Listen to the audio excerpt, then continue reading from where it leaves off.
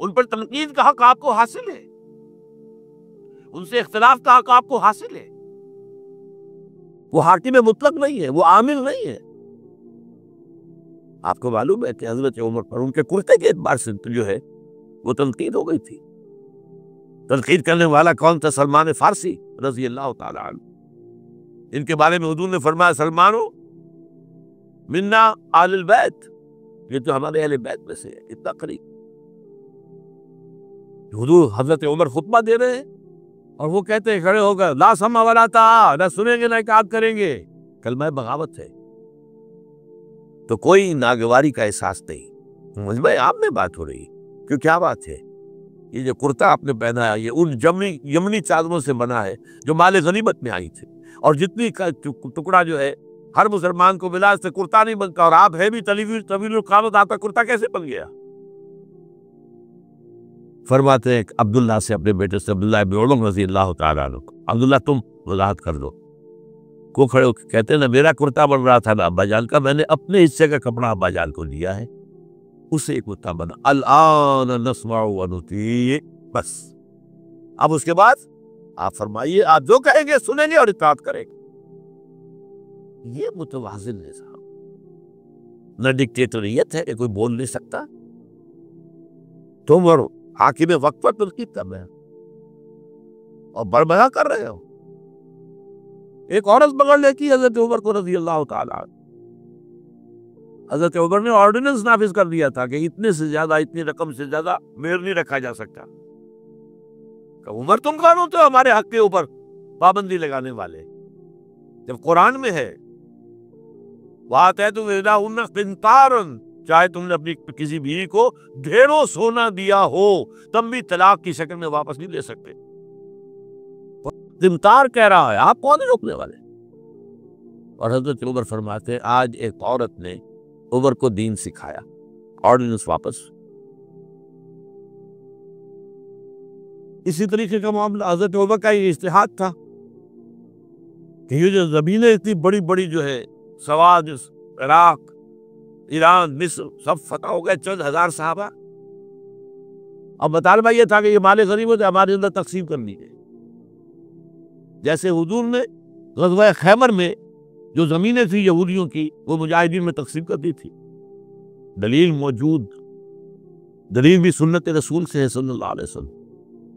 हजरत उमर की हिकमत कुछ और कह रही। ये बात तो मैं अपने अंदाजे से कह रहा हूं कि अगर ऐसा हो गया तो तारीख इंसानी की सबसे बड़ी जागीरदारी कायम हो जाएगी। कितने बड़े बड़े रकबे जो है साहबा को मिल जाए। लेकिन उन्होंने जो बात बयान की वो ये थी, अगर ये सारा तकसीम हो गया तो बाद में आने वालों के लिए क्या रहेगा, और जो फौजियां अब हमें पूरे निजाम के लिए रखनी पड़ेगी उनको कौन सपोर्ट करेगा, उनके लिए कहां से खर्चा आएगा। तो उन्होंने तय किया कि ये माले जो है माले फै है, ये बैतुल माल का है। जो माले गनीमत है वो सिर्फ वो होगा जो ऐन महाज पर हासिल हुआ है। हथियार है या भेड़े बकरियां हैं या और जानवर है, या वहां पर जो पकड़े जाएंगे कैदी वो गुलाम होंगे, वहां पर अगर औरतें होंगी पकड़ी जाएंगी, खरीदें होगी। ये नहीं कि पूरे पूरे मुल्क जो है वो गुलाम बना दिए जाए और पूरे पूरे मुल्क की जो जमीनें तकसीम कर दी जाए। बात साहबा खड़े हो गए नहीं। अब हजरत उमर ने ट्रिब्यूनल कायम किया है। 5 साहबा और उसमें से 5 खलजर में से बैठ जाइए, वहां अपना भी वो पेश किया नुक्ता नजर, बाकी उन्होंने भी किया। वो ट्रिब्यूनल ने फैसला किया कि उमर की राय सही है रज़ी अल्लाह ताला। ये निज़ाम सैयदुल कौम खानिमुहुम, या अगर कोई कहता, अगर ये मिसालें ना होती तो कहते क्या तुम्हारा दिमाग खराब हुआ है, ये शायरी तो तुमने अच्छी कर ली है, सैयदुल कौम खानिमुहुम कभी हुआ है? जैसे उमर ने बढ़ के दिखाया। रात के गश्त पर है और एक औरत के कराने की आवाज आई है, मालूम हुआ कि दर्द ज़े में मुब्तला है और कोई उसके अटेंड करने वाली को खातून नहीं है। घर से गए हैं, फर्स्ट लेडी अपनी एहलिया को लेकर आए हैं, उन्होंने अटेंड किया है और उसके बाद बच्चा हो गया तो अंदर से उनकी एहलिया का अमीरुल मोमिनीन मुबारक हो बेटा हुआ है। एक और दफा इसी तरीके से गश्त पर थे, एक घर में से बच्चों के रोने की आवाज आई। मालूम किया कि खातून है और बच्चे हैं, खाने को कुछ है नहीं। उस खातून ने कहा मैंने ये आग के ऊपर जो है हांडी रखी, उसमें पानी है, और बच्चों को बहला रही हूँ कि कुछ पक रहा है, ठहरो, जरा सब्र कर लो, इस तरह सो जाएंगे भूखे। कांप गए अब्दुल उमर, गए बैतुल माल से और बोरी हिंदू की लेकर अपने कंधे पर, अपने गुलाम से कहा मेरे कंधे पर रखो। उसने कहा मैं नहीं चलता हूँ। तू नहीं, क़यामत के दिन तुम मेरा बोझ नहीं उठा सकोगे। और वो अपने कंधे पर लाद कर लाए हैं और वहां खाना तैयार करवाया, बच्चों को खिलाया है। ये निजाम, ये है रहमतुल लिल आलमीन का मजहब। ये जान लीजिए, सीरत मोहम्मदी सल्लल्लाहु अलैहि वसल्लम के जब आप मुताला करते हैं कि वो सारा इनकलाबी जिंदोजहद का दौर है, उसमें अभी निजाम की जो खूबियां हैं वो पूरे तौर पर सामने नहीं आई थी। अबू बकर सिद्दीक रज़ियल्लाहु ताला अन्हु का दौर खिलाफत जो है वो भी काउंटर रेवोल्यूशनरी मूवमेंट्स को खत्म करने में सर्फ हो गया है, जिसे अंग्रेजी में कहते हैं लिली इन ब्लूम। निजाम है इस्लाम, इस्लाम का निजाम अदल इज्तिमाई जो है एक खिले हुए फूल की तरह नजर आएगा हजरत उमर रज़ियल्लाहु ताला अन्हु के दौर खिलाफत में। मुसावात का अंदाजा कर सकते कोई? खलीफा वक्त सफर कर रहा है बैतुल मुक़द्दस का, कितने कई सौ मील, मेरे कम से कम 500 मील तो होगा मदीने से बैतुल मुक़द्दस। एक ऊँटनी है, एक खादिम साथ है, उसी ऊँटनी के ऊपर राशन भी है रास्ते का, लिहाजा एक वक्त में एक आदमी सवार हो सकता है, दो नहीं।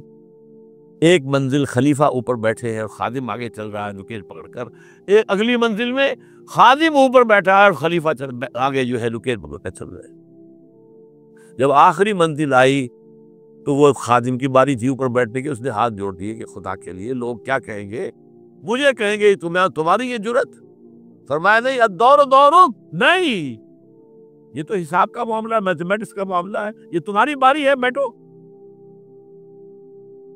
ये बुलंदियां, ये अज़मतें, ये अदल, ये इंसाफ, और फिर ये कि बोरिया नशीन, कोई महल नहीं।